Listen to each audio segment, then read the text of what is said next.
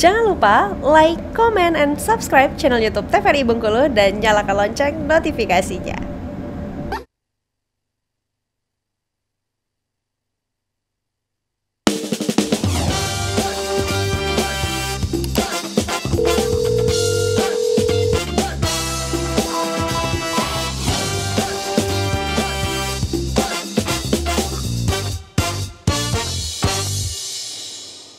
Ya, Assalamualaikum warahmatullahi wabarakatuh, pemirsa TVRI Bengkulu.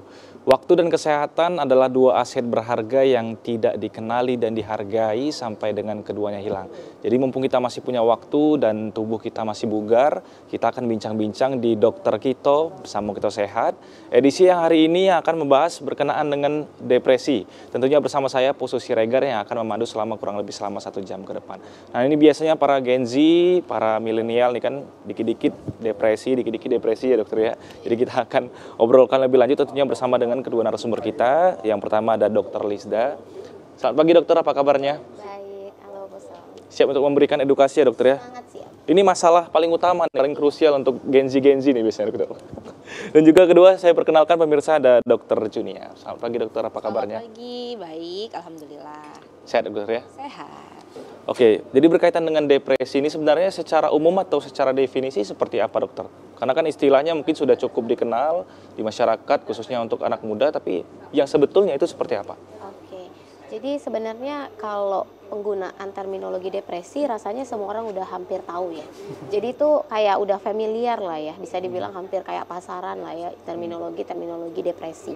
Bahkan saking terlalu familiarnya, kadang-kadang orang gangguan jiwa yang kita temui di luar itu dibilanglah depresi, atau bahkan orang depresi kebalik dibilang itu sakit jiwa gitu ya, dalam tanda kutip. Biasanya kan orang bilang dalam tanda kutip ya orang gila gitu ya dan lain sebagainya, padahal ini sebenarnya dua hal yang berbeda gitu.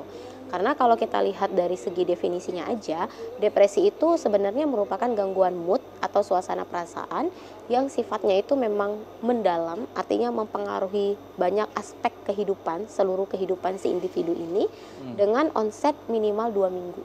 Gitu. Oh, jadi ada rentang waktunya juga ya dokter, bisa dikategorikan sebagai depresi gitu ya? Iya, betul. Karena dikit-dikit kan orang sekarang, aduh aku depresi nih menjalani Iya, hidup nih, segala macam. Iya. Oke, supaya lebih jelas dokter ya, kita langsung saja menuju slide PowerPoint. Oke, langsung kita lihat ya. Ini depresi nih ya dok? Iya, ini kira-kira gambarannya ya. Jadi ini mungkin gambaran orang yang hampir menuju depresi lah ya, gitu. Dan hari ini kita mau mengangkat topik depresi ini karena saking kefamiliarnya tadi ya, Poso. Jadi kadang-kadang baru nangis 1 kali, itu dibilang sudahlah aku ini depresi. Diagnosa ya dok? Ya, jadi dia mendiagnosa dirinya sendiri gitu ya.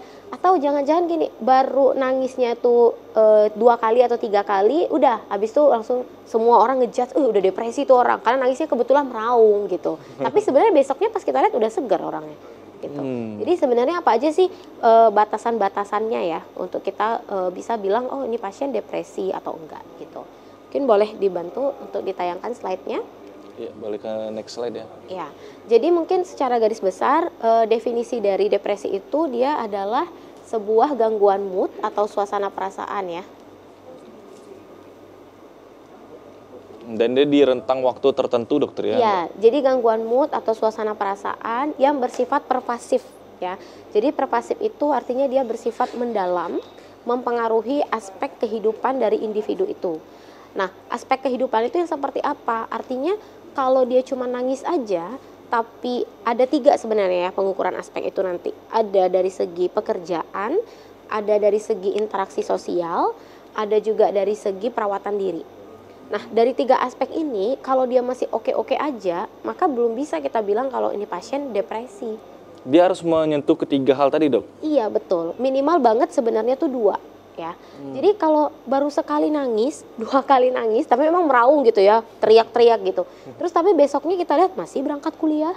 Di kuliah masih berprestasi gitu ya. Kemudian besoknya masih bisa berinteraksi dengan tetangga, masih bisa ngobrol dengan orang yang ada di rumah, dengan orang tua atau dengan pasangan dan lain sebagainya. Lah, ini berarti kan dia masih menjalankan fungsinya itu dengan baik ya di antara ketiga item tadi. Nah, itu masih oke. Artinya bahwa gangguan suasana perasaannya yang sifatnya down tadi atau yang sifatnya turun ya. Jadi kita punya suasana perasaan itu 2 sebenarnya. Ada up dan juga ada down. Kalau dia yang down itu yang fase sedih, kalau yang up itu adalah yang fase dia meningkat. Kita lagi happy atau kita lagi bahagia gitu. Nah, kalau dia di fase yang down tapi dia masih oke ketiga aspek tadi, maka belum disebut depresif. Biasanya itulah gunanya limit atau batasan waktu ya dok ya. Karena semakin dalam dia, tentu nanti barulah dia akan menjalar atau merambat ke aspek yang 3 tadi.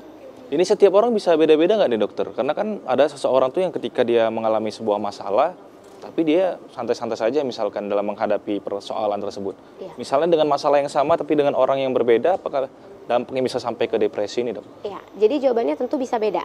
Jadi kita tidak bisa mengkategorikan stresor itu biasanya kita sebut stresor ya. Kalau permasalahan itu kita biasanya menyebutnya sebuah stresor lah ya. Nah, stresor itu bermacam-macam. Ada yang stresor yang sifatnya mungkin ringan, ada yang sedang, ada yang berat. Nggak selalu yang berat itu bisa membuat seseorang itu menjadi depresif. Ini tergantung apa lagi mungkin jadi pertanyaan. Itu tergantung kepada individunya lagi, yaitu terkait dengan mekanisme coping namanya. Mekanisme? Iya, jadi ada namanya coping mechanism. Coping mechanism ini adalah sebuah mekanisme yang memang sudah Tuhan anugerahkan ya dalam tubuh setiap individu untuk menghadapi sebuah stresor. Jadi ketika bertemu suatu stresor, bisa kita bilang coping itu kayak ketahanan jiwa individu.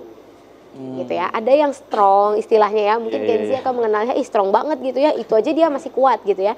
Ada yang mungkin dia lebih lemah seperti itu. Nah, itu lagi balik lagi kalau kita berbicara soal faktor coping tadi, kalau kita tarik lagi ke belakang asal muasalnya itu berkaitan nanti dengan banyak hal lagi. Ada yang namanya faktor kepribadian dari individu tersebut. Misal ada yang kepribadian orang itu yang tipenya dia perfeksionis. Ya, jadi apa-apa dia mau sempurna gitu. Berantakan dikit pusing ya dok? Iya, jadi ketika sesuatu itu nggak berjalan dengan pikirannya, nggak berjalan dengan apa yang dia mau, apa yang dia harapkan, dia sangat rentan untuk jatuh dalam kondisi depresi. Ketika dia ketemu dengan stresor tadi, karena dia mau kan dia udah men-setting nih alur jalan hidupnya seperti ini nih. Tapi kan pada faktanya kan tidak bisa berjalan semulus apa yang kita rencanakan. Nah, pada tipe-tipe kepribadian tertentu disitulah bisa muncul down tadi. Gitu ya. Nah, jadi ini ya supaya lebih ada tertulis ya, lebih jelas gitu ya untuk masyarakat. Jadi depresi itu keadaan yang berkaitan dengan alam perasaan kata kuncinya. Ya, jadi ya bisa dibilang bermain dengan perasaan lah ya. Berat nih dokter. Iya betul. Perasaannya seperti apa? Tadi sudah disinggung ada 2 ya, kita ada up and down. Up itu kita lagi happy, bahagia, dan down kita lagi sedih. Ya, jadi bukan berarti kita belajar tentang depresi hari ini terus kita nggak boleh sedih. Ya, jangan sampai masyarakat menganggap kita nggak boleh untuk bersedih. Enggak. Bersedih dan bahagia itu adalah hal yang wajar, hal yang normal terjadi dalam hidup. Karena siklus hidup kita kan seperti itu ya. Kadang kita menemui stresor, kadang kita bisa menyelesaikan stresor itu. Jadi akan up and down, up and down. Tapi pada kondisi di mana down-nya kelewatan dari batas gitu ya. Nah, disitulah kita takutnya akan hadir gangguan atau masalah mental yaitu berupa depresi ini tadi. Oke, memungkinkan nggak dokter ketika dia sudah dalam jangka waktu yang cukup panjang, bisa dikatakan sulit untuk mengatasi stresornya ataupun permasalahannya, tapi dia tetap bisa menjalankan aktivitasnya sehari-hari dokter? Ya dia terus bekerja atau dia yang kuliah tetap kuliah dan lain sebagainya. Nah, memungkinkan nggak dokter? Memungkinkan aja sih sebenarnya, tapi biasanya ketika dia tidak bisa menyelesaikan masalah itu ya, akan berdampak ujung-ujungnya gitu. Karena ibaratnya gini, beban itu masih ada, belum clear. Oke, sekarang sih dia masih bisa ya di 3 aspek tadi kalau kita nilai interaksi sosial, pekerjaan, perawatan diri dia masih oke. Tapi ketika itu berjalan terus dan tidak bisa di mekanisme lagi oleh tubuhnya, ketahanan tubuhnya sudah tidak bisa, kan ada batasannya ya, itu pasti ujung-ujungnya akan berdampak nantinya. Mungkin bedanya di ketahanannya aja, dia lebih tahan banting gitu ya istilahnya ya, dibandingkan dengan si individu B yang mungkin kena stresor yang kategorinya sedang ringan aja dia udah down. Karena ada beberapa aspek tadi ya, ada faktor kepribadian gitu. Kalau kita tarik nanti dia akan semakin luas lagi. Kepribadian dari mana lagi nih pencetusnya? Oh, itu dari sejak lahir bahkan proses pembentukannya, dari pola asuh bahkan gitu. Jadi ada banyak faktor yang itulah menyebabkan satu individu itu akan unik. Nggak akan sama individu A, B, C, D, 4 individu 4 juga karakternya. Gitu. Ya, jadi kita harus jeda terlebih dahulu dokter. Oke. Terlebih dahulu. Berarti pada intinya kita nggak bisa pura-pura bahagia nih berarti ya dokter. Harus diselesaikan masalah utamanya nih dokter. Oke, semakin menarik kita harus jeda terlebih dahulu. Pemirsa jangan kemana-mana, tetap di Dokter Kito, sama kita sehat.